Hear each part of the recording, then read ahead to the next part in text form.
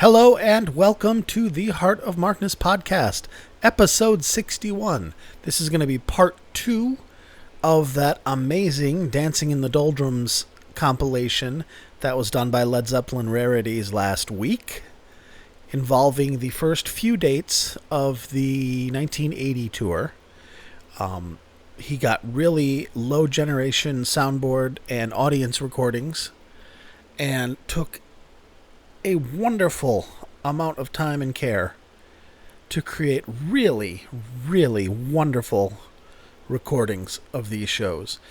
And having the audience ambiance and sound and tone and feedback there to supplement the dry but oh so revealing soundboards has really, really done a lot to change my thinking about this tour.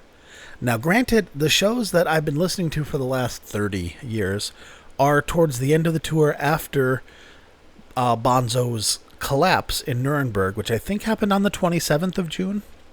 He collapsed, I think, in the evening after Black Dog, something like that. And when he came back, they finished off the tour. He was not very lively and dynamic. I mean, he kept time fine, but there wasn't. He was just there most of the time. And the soundboard recordings, which comprise the majority of the 80 tour, are all very sterile and dry and flat sounding, doing Jimmy no favors with his dry and brittle tone. And so Led Zeppelin Rarities, hell yeah. Plus these earlier shows, since it's before Bonzo's collapse, he is playing with some fire and some fun. Jimmy's playing with some fire and some fun. And Robert is singing with some fire and some fun. It's very, very good. Whereas by the time we got to like Zurich and things like that later on in the month, it was more, had the feeling of being more a job. Like, let's get on, let's do our 2 hours, and we will go home. And this is just my take on it, and with my take knowing what the dynamics in the band were at the time, and the substance issues, and the legal issues, and Robert coming back to the band with more power, in a way, than he had, say, before the 1977 tragedy. And because he had to be coaxed back to the band. He had no interest in coming back to Zeppelin after the loss of his son, especially given the ridiculously dysfunctional and troubled state of everybody in the Led Zeppelin organization except for Robert and Jonesy.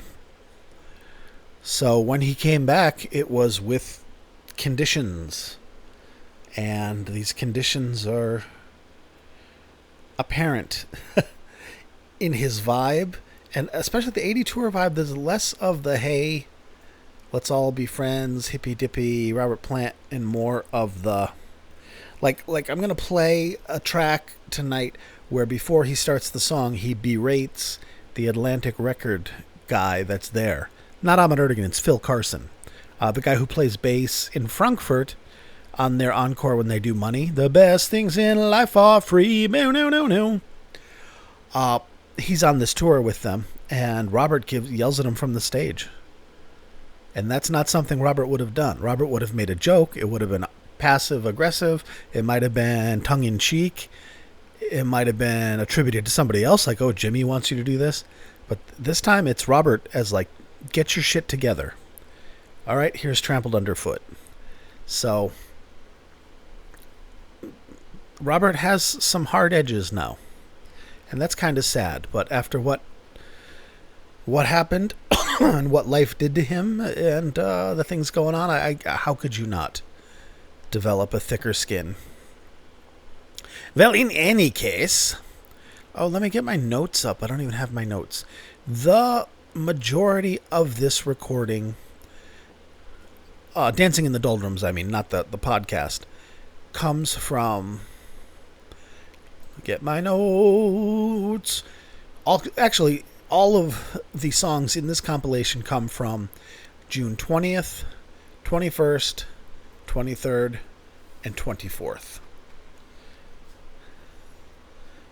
And I'm trying to find more information. Oh, that's it. All right. That's what the notes say. The 24th seems to be my favorite from the song, because the songs I love on this compilation the most. In the Evening, which was played last week, is fucking great. What looking glass have I fallen through? What I'm saying, All of My Love was great. In the Evening was great. The cheesiest of their live songs. This audience recording kills it. Plus, having Bonzo active and pushing it and playing around in it with the timpani and with the fills, and Jimmy fucking around with the wah-wah and doing some cool-ass shit. It's cool. Now then, what are we going to play tonight? Children, what do I have queued up for us? Well, you know what? Let's start with that song that I alluded to, that Trampled Underfoot. Now, this is not the greatest Trampled Underfoot ever played. There's nothing particularly noteworthy about this other than I want you to hear Robert's admonition to the Atlantic record exec, Phil Carson, who is a friend of the band. He's been a friend of the band for a while. I think at this point he was an A&R man, or maybe he was a vice president at this point. He really went up in the ranks of Atlantic Records, and I mean he's a big wig. They don't have like the Dusseldorf Atlantic rep, standing backstage going, ja, and then we will go and perhaps have some French fries and hamburgers, ja? No, this is a guy from corporate. You know, he sat in first class, and he's getting shit on by the band because the band is the biggest band in the world and is a huge moneymaker for Atlantic Records. So business, money. Do you guys care? No, we want to hear the music, Mark. I do too, friends. I do too.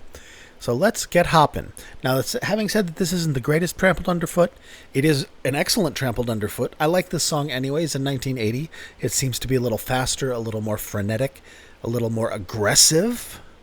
Robert's voice is more aggressive. His vibe is more aggressive. You know, it's almost like... I know he was anxious about being away from home. He had real issues with being away from home after having to deal with the unbelievably... Nobody should deal with tragedy of losing your son when you're half a world away. So maybe I'm projecting all that into this, but it seems like there's an anxiety and a tenseness. There's got to be a better word for that. Stress. Tension. There we go. That's the word I was looking for. Tension. That perhaps translates into aggression. And by aggression, I don't mean go fuck yourself, pal. I mean just in his tone and in his delivery. And I don't know. It also may be in my head. So who knows? But let's listen to Trampled Underfoot, shall we? We shall. And this Trampled Underfoot comes from June 21st, 1980.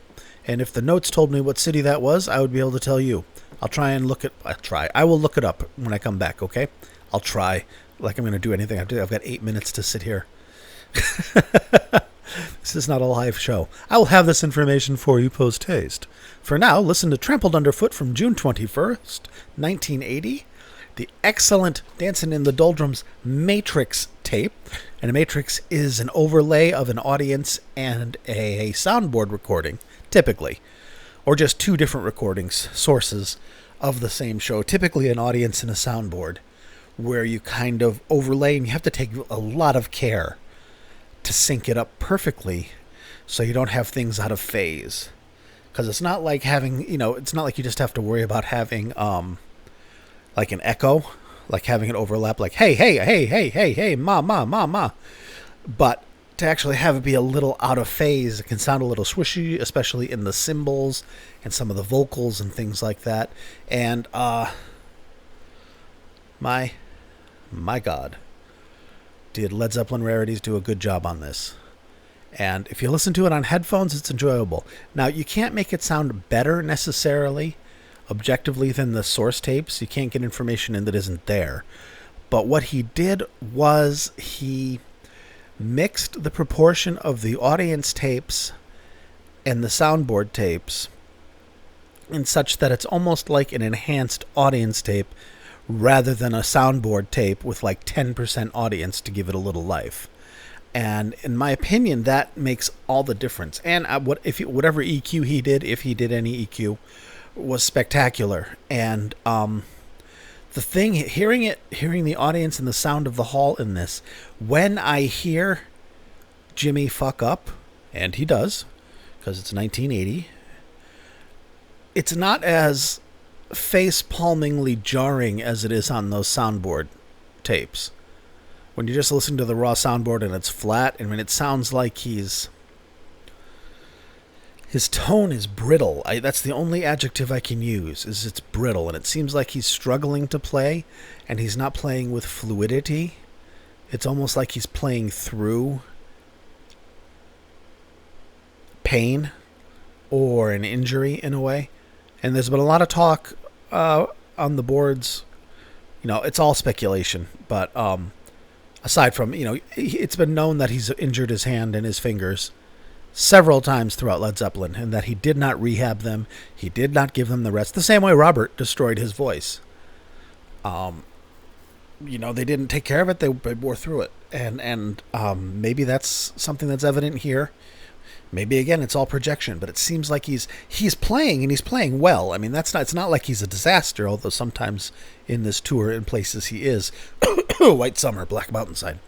But it seems like he's having to put forth energy into play, to play, rather than in the earlier days when it seemed to flow through him effortlessly.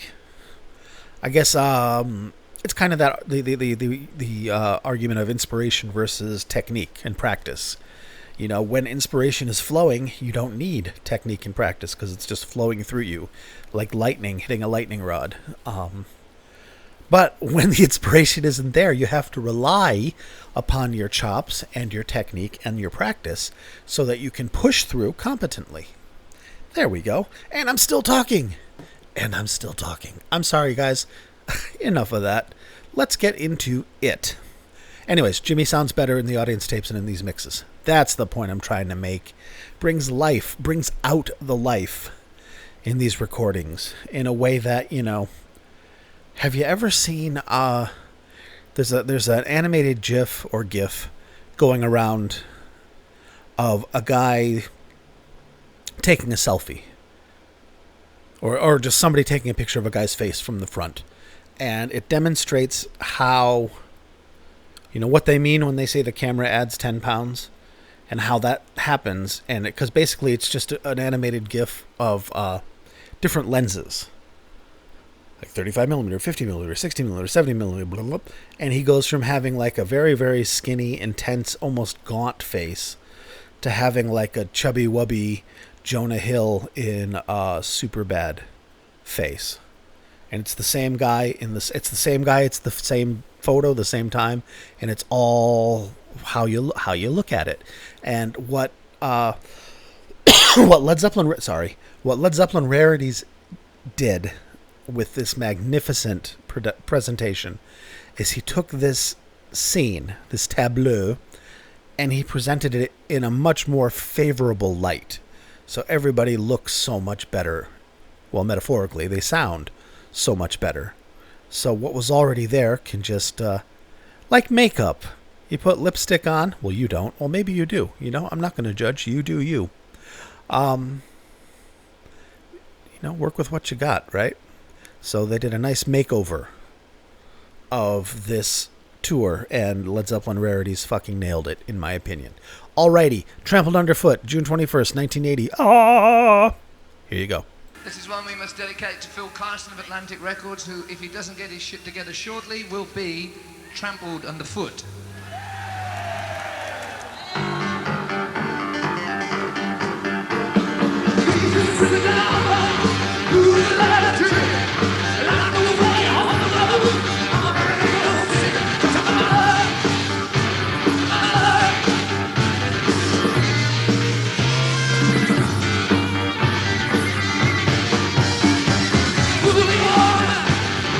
Come to the side, and all the world.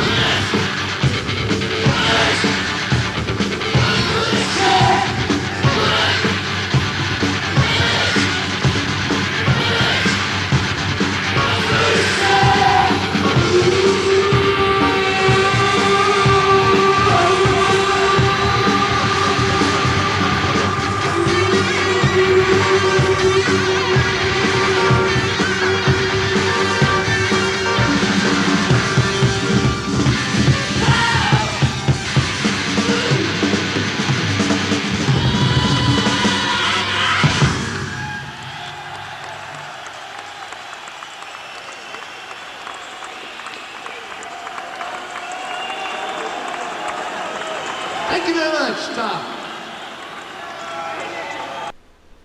Bonzo's bass pedal towards the end of one of Jimmy's solos.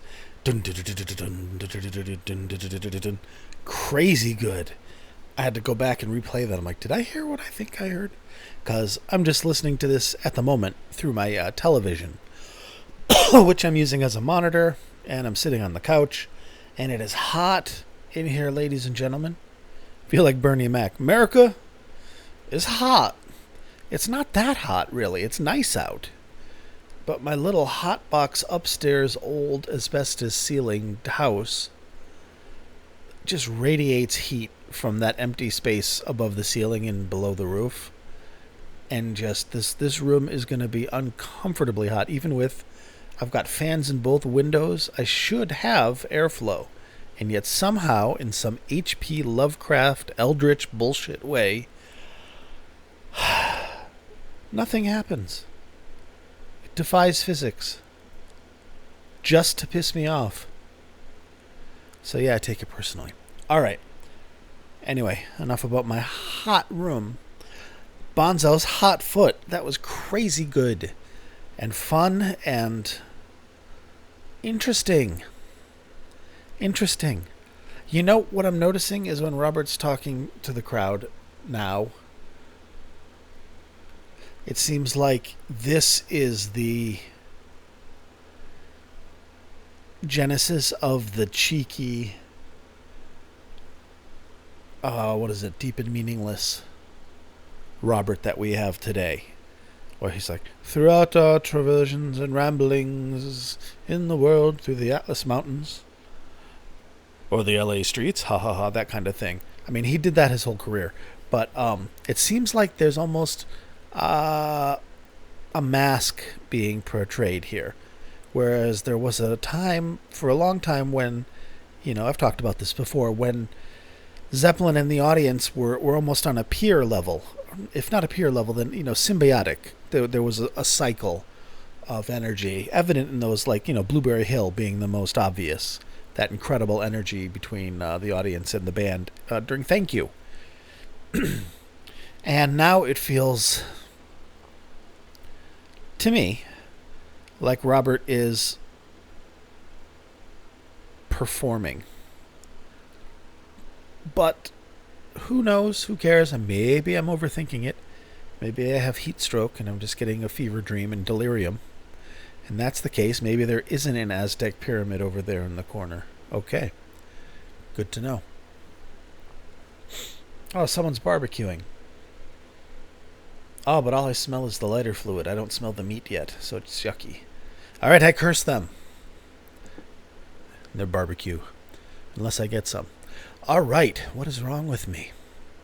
Focus, Mr. Donahue. Focus.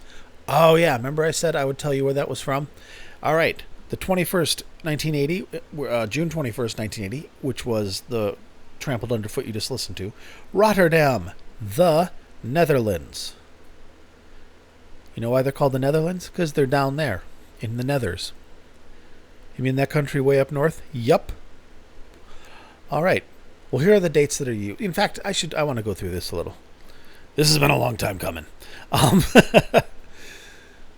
Here, I'm going to read his notes on the YouTube page, Led Zeppelin Rarities, for this, because it's noteworthy, and I want to be able to convey his thoughts on this project. The purpose of this project was to use recordings of the 1980 tour over Europe to create an accessible concert-length experience in the style of the official concert albums like Song Remains the Same and How the West Was Won. What makes this project particularly unique is that I combined the soundboard and audience recordings, using both perspectives to create a rich-sounding matrix for the entirety of the concert. Yeah, you did, buddy. Good job.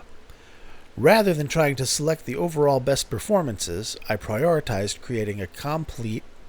I thought he was going to go for complex. It's hyphenated, and for a page break. It turns out to a complete concrete.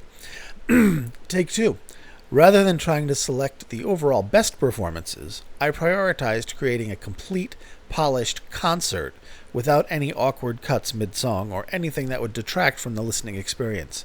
That's a good decision.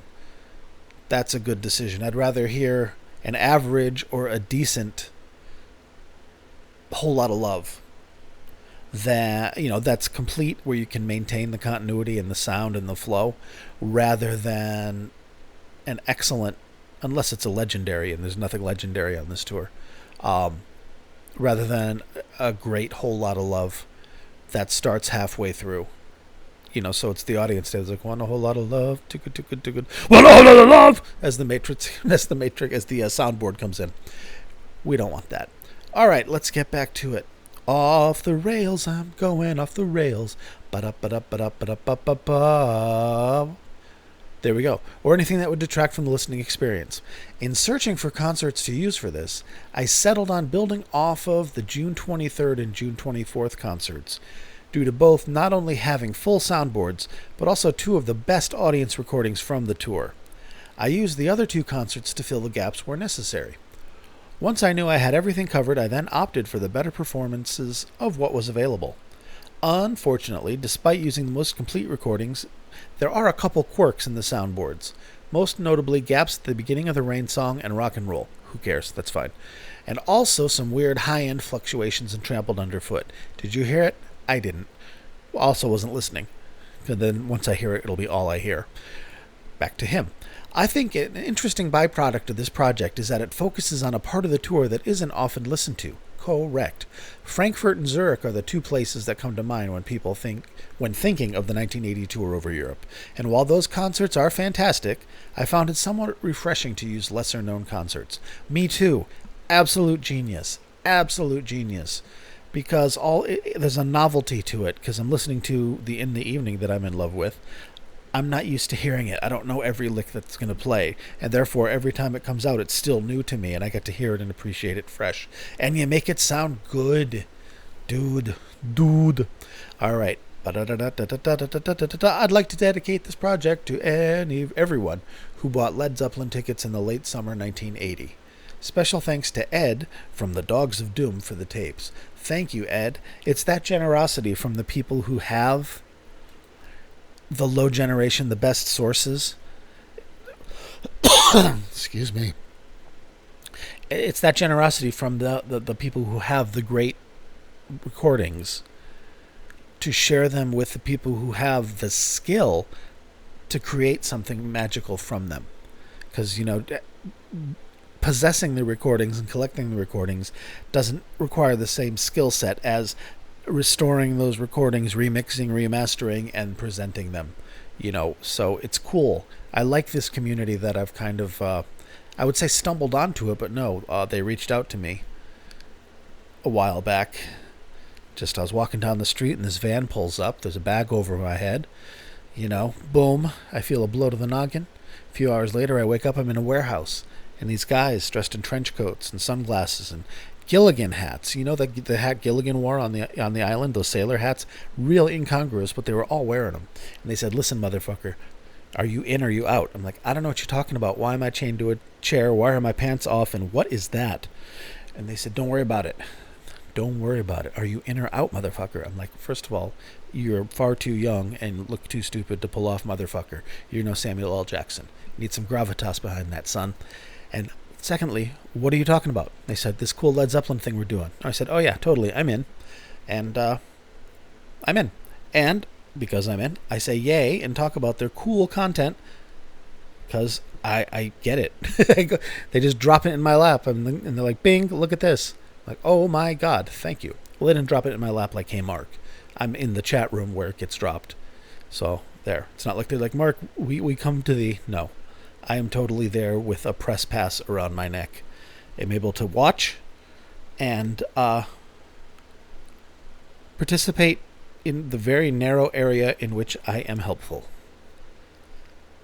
which is cool. But it is making me yearn to develop and redevelop my audio chops, because I've had a little bit of experience with this, and I'd like to maybe be able to contribute, but maybe not. Who knows? You're rambling again. I am. Apologies. Did we ever listen to anything else? No, we haven't listened to anything else. All right, you know what we're going to go to? I'm sorry, guys. He's verbose tonight. It's that second cup of coffee in the afternoon. Ba ba ba ba ba ba ba ba ba. Achilles Last Stand. All right, there. You'll forgive me. You'll forgive my long-windedness as I play you this killer version of Achilles Last Stand, and truly killer. And I think now, listen as you listen to it. I think now and then in some of Jimmy's solos and some of Jimmy's runs, I hear a tiny bit of the blues. Just a little bit intentionally put here or there. Or if not intentionally, then you know how Jimmy does when he makes a mistake. He just makes it look intentional, like a cat. It's like, oops, no, I didn't hit the wrong note. You're just too stupid to appreciate my love of dissonance. Like that. In any case, it's very interesting. It's an excellent performance, very high energy. Bonzo's on it, Jimmy's on it, Robert's on it. It's great. This is a cool tour. Good job. Thank you, and here you go. Achilles Last Stand. Oh, when's it from? I think it's from the 24th. Lied to you right to your face. It's from June 20th. Brussels. The Walloons. All right, enjoy.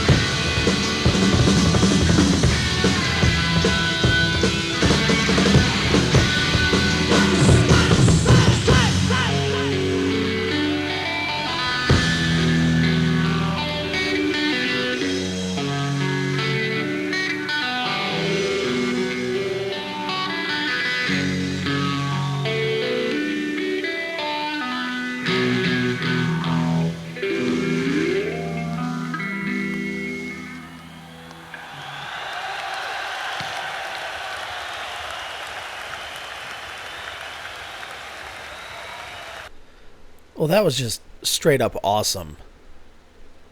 Start to finish. I love Jimmy's, or the tone that Led Zeppelin Rarities got out of Jimmy's guitar. Maybe, if that's what it sounded like in the arena, oh my god. Bonzo, crazy with the bass drum pedal. Really, really cool.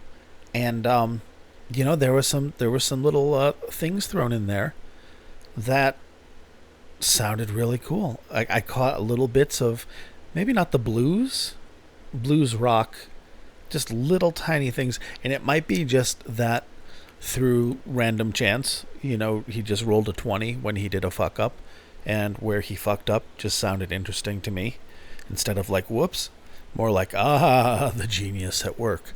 But magnificent song. All right, this band is great. Why do I doubt them? Because I can play just as many shows that are not great for this tour. Or can I? Is everything being turned on its head? Have I been the enemy the whole time? No. It's the children who are wrong. All right. Plowing ahead, as Bill Burr says. Oh, you know what? Let's get this out of the way. Let's get all the social media stuff. All right. First of all hail my mighty patrons, the titans upon whose shoulders this podcast rests. If you want to support the podcast, jump onto patreon.com/Heart of Markness and see if there's something there you want. And if you don't want to, that's cool. Just listen. That makes me happy too. But the patrons themselves I adore. And let us laud them, shall we? Ooh, they're in a different order this time. That's terrifying. No, it's refreshing. Embrace change. All right. Thank you, and much love to Wayne, Brad, Danielle, Tracy, David, Peter, Mark, Other David, Bill, Mimo, and Avi. Thank you so much, guys. You make this podcast possible. Literally. You defray the cost of all the posting and hosting and all that stuff.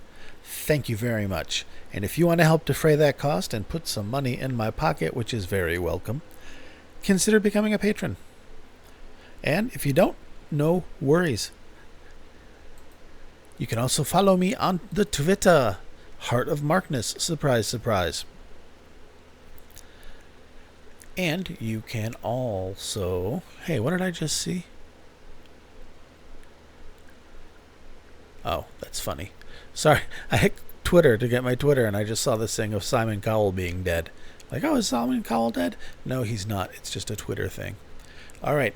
Heart of Markness Twitter. Facebook group. Heart of Markness Facebook group. You see the common thread here. The Facebook group is really cool. We've got dozens of folks that are very, very sweet, very, very kind, very, very nice, very, very knowledgeable. You want to talk classic rock?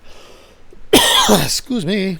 Not just Led Zeppelin, but anything. There are folks there that will chat with you, help you out. I'm in there. I'll chat with you, help you out. And, you have questions, comments, clarity, etc. Join the Facebook group. It is cool. Where else is there? theheartofmarkness.com, my website, which is basically where I just post the podcast, and a link to the complete show. Whenever I have a podcast, whenever I do an episode, I will post a link where you can download the entire concert from which I draw the songs I play. So you can get the whole thing, whole Dancing in the Doldrums compilation, by going to theheartofmarkness.com or going to the YouTube channel of Led Zeppelin Rarities. Either or. It's his, whatever you want to do. All right, back to it. All right, we're going to finish up here. 2 songs left, and they're fairly short, but they're fun. We're going to have a communication breakdown and a Heartbreaker. Let's do communication breakdown first, which is on the track 15. Communication breakdown from June 24th. Yay. What is that? Rotterdam? Hanover. June 24th. Hanover, Germany. Okie dokie. Communication breakdown. This would have been their encore. for that show. See you in a few. It is fun, fun, fun. Oh, the best thing in life I feel.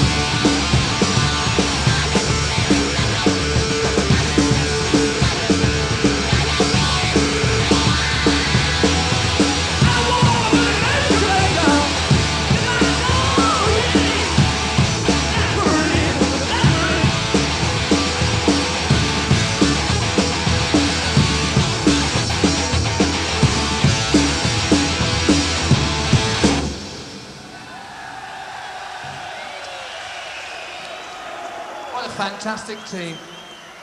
Thank you very much. Good night. It's been great. Fun, aggressive, hard. Bonzo and Jimmy really going at it. I liked it. Short and fun. There are kids fighting outside my window. Sounds like someone's getting eaten by an alligator. All right. Here we go. Home stretch, folks. Heartbreaker. When is Heartbreaker from, Mark? Heartbreaker is from June 21st, which is where, Mark? Where? Rotterdam? Rotterdam, Netherlands. Yay. I won that one. All right, Heartbreaker. This is super duper fun. Enjoyable to listen to. Badass. Just yay. I'm glad this exists, and you shall hear it. Here you go.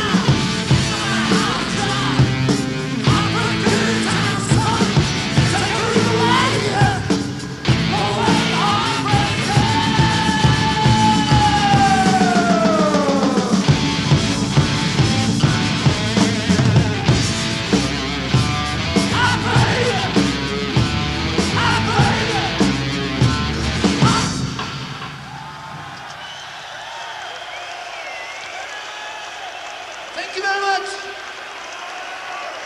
Nice little workout. Good night. See you again maybe sometime. Who knows? Good night.